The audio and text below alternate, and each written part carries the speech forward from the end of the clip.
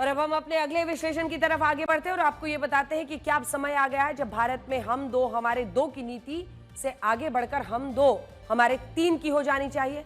RSS प्रमुख तो ऐसा ही कहते हैं। मोहन भागवत ने भारत के लोगों को सलाह दी है कि वो कम से कम 3 बच्चे पैदा करें। मोहन भागवत के इस बयान को लेकर देश में अलग अलग तरह की प्रतिक्रियाएं हैं। कुछ लोग इस बयान को 145 करोड़ की आबादी वाले भारत के लिए गलत बता रहे हैं, तो कुछ लोग ऐसे भी हैं जो इसे हिंदुओं की आबादी बढ़ाने का संदेश मान रहे हैं। मोहन भागवत ने अपने बयान में 2 बड़ी बातें कही। पहली बात, हर भारतीय दंपति की 3 संतान होनी चाहिए ताकि जनसंख्या का संतुलन बना रहे। और दूसरा, जन्म दर बढ़ाना समाज को भविष्य में जीवित रखने के लिए जरूरी है, क्योंकि उनके मुताबिक जिस समाज में जन्म दर 3% से कम होती है वो समाज और देश धीरे धीरे लुप्त हो जाता है। आज बड़ा सवाल यह है कि जब भारत में कुछ लोग जनसंख्या नियंत्रण के लिए कानून लाने की मांग करते हैं, तब मोहन भागवत जन्म दर बढ़ाने की सलाह क्यों दे रहे हैं और वो क्यों चाहते हैं कि भारत में हर महिला को कम से कम 3 बच्चों को जन्म देना चाहिए।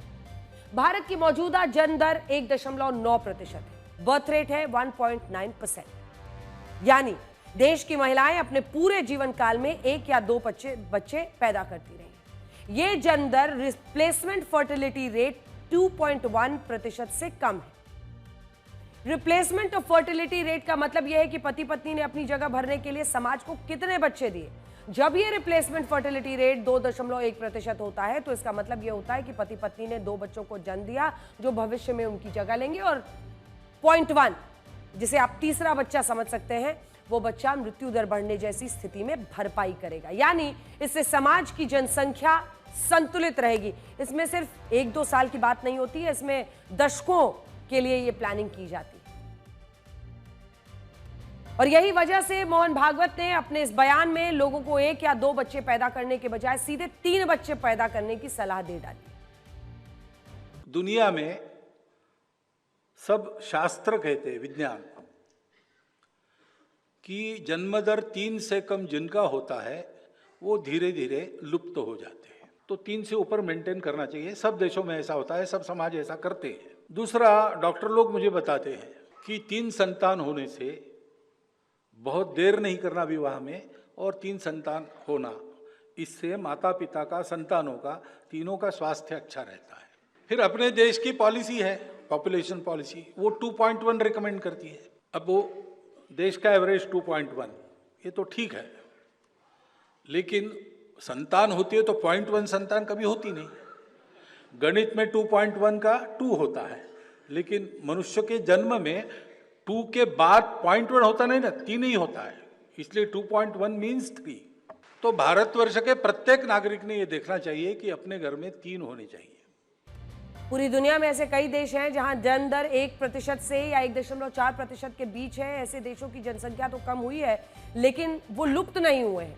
लेकिन ये भी सच है कि अगर किसी देश की जन्म दर रिप्लेसमेंट फर्टिलिटी रेट से कम हो जाती है तो इससे आबादी का संतुलन जो है वो बिगड़ जाता है, असंतुलन हो जाता है, और कई पीढ़ियों के बाद उस देश के लुप्त होने जैसी स्थिति बनने लगती है। इतना जरूर है कि जो युवा पीढ़ी है वो धीरे धीरे कम होती चली जाती है और उसे धीरे धीरे वो बूढ़ों का देश बनने लगता है। इसीलिए भारत में जन्म दर का कम होना चिंताजनक है। 2011 की जनगणना में अनुमान लगाया गया था कि देश की जन्म दर समय के साथ कम होती जाएगी।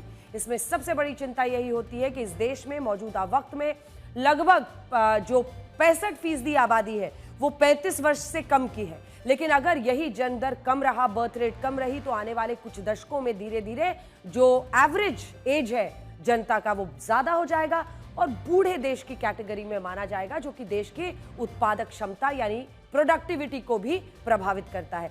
अनुमान था कि भारत 2011 से 15 के बीच जन्म दर 2.37% होगी, 2016 से 2020 के बीच 2.13% हो जाएगी, इसके बाद 2021 से 25 के बीच 1.94% रहेगी, और फिर 2031 से 35 के बीच ये 1.73% हो जाएगी।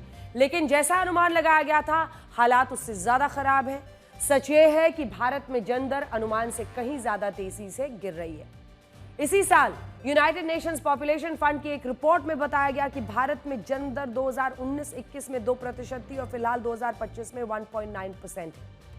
मतलब 2011 जनगणना के अनुमान से भी कम है ये रिप्लेसमेंट फर्टिलिटी रेट, जितनी भी नहीं। एक सरकारी डेटा के मुताबिक भारत में बच्चे की मृत्यु दर 28 के आसपास है, यानी भारत में पैदा होने वाले हर 1000 बच्चों में से 28 बच्चे अलग अलग कारणों से जीवित नहीं बचते हैं। इससे यह समझा जा सकता है कि अगर भारत में बच्चे कम पैदा हो रहे हैं और साथ ही साथ बच्चों की मृत्यु दर भी इतनी ज्यादा है, तो यकीनन एक समय ऐसा आएगा जब हमारे समाज के लिए अपने अस्तित्व को बचाना चैलेंज बन जाए। 3 बच्चे पैदा करने का विचार कोई अनोखा विचार नहीं है। कई लोग इसे सुनकर अचानक हैरान हो जाते हैं कि अब ये कौन सी नई बात आ गई। 1950 में चीन में जन्म दर 6% थी और वहां हर महिला पर औसतन 6 बच्चों का जन्म होता था। लेकिन साल 1980 में चीन में जन्म दर 2.7% हो गई। इसके बाद बढ़ती जनसंख्या की वजह से चाइना ने 1 चाइल्ड पॉलिसी लागू कर दी और लोगों से कहा कि वो एक ही बच्चा पैदा करें। हालांकि इसके कुछ दशक बाद चाइना को यह समझ आया कि समस्या जनसंख्या बढ़ने में नहीं बल्कि जनसंख्या के असंतुलन में है। साल 2016 आते आते चाइना में जन्म दर बर्थ रेट 1.7% हो गया, जो रिप्लेसमेंट फर्टिलिटी रेट से बहुत कम थी। चाइना ने तुरंत समस्या को खत्म करने के लिए 1 चाइल्ड पॉलिसी खत्म की और 2 चाइल्ड पॉलिसी बना दी। हालांकि इसके बाद भी हालात बहुत ज्यादा नहीं बदले और साल 2021 में चाइना में जन्म दर बर्थ रेट 1.1% हो गई, यानी पहले से और ज्यादा कम। स्थिति बहुत ज्यादा खराब हुई तो चाइना ने 3 चाइल्ड पॉलिसी लागू कर दी और लोगों से कहा कि वो कम से कम 3 बच्चे पैदा करें। तो ये पॉलिसी फिलहाल चाइना में चल रही है। जापान की स्थिति भी यही है। वहां की सरकार भी अपने नागरिकों को ज्यादा बच्चे पैदा करने के लिए अपील कर रही है। वहां भी बुजुर्गों की आबादी बढ़ती जा रही है और बच्चे कम पैदा हो रहे हैं। 1974 में जापान में जन्म दर रिप्लेसमेंट फर्टिलिटी रेट 2.1% से कम होना शुरू हो गई थी। साल 2008 आते आते जापान की आबादी 12 करोड़ 80 लाख थी, लेकिन 2023 आते आते ये जनसंख्या बढ़ने के बजाय कम हो गई, 12 करोड़ 50 लाख। आज कुल जनसंख्या के अनुपात में जापान सबसे ज्यादा बुजुर्ग आबादी वाला देश माना जाता है, सबसे उम्रदराज लोगों का देश। साल 2023 में यहां के करीब 29% लोग 65 वर्ष या उससे ज्यादा उम्र के थे। साल 2024 में जापान की कुल जनसंख्या में 59% लोग 15 से 59 वर्ष के उम्र के थे, जबकि अंतर्राष्ट्रीय औसत 65% है। यानी ज्यादातर देशों की 65% आबादी 15 से 59 वर्ष के उम्र की है। जापान सरकार तो नागरिकों को बच्चे पैदा करने के लिए प्रोत्साहन के तौर पर कैश बोनस तक दे रही है, बच्चों के लिए डे केयर सेंटर्स बना रही है, कर्मचारियों में वर्क लाइफ बैलेंस बनाने के लिए विशेष ध्यान दे रही है। और हो सकता है कि भारत ने अपनी जन्म दर को बढ़ाने के प्रयास नहीं किए तो हमारे देश में भी ज्यादा बच्चे पैदा करने के लिए बोनस और पैसा वाली स्थिति ना आ जाए। दक्षिण के राज्यों में तो कई जगहों पर शुरुआत हो भी चुकी है।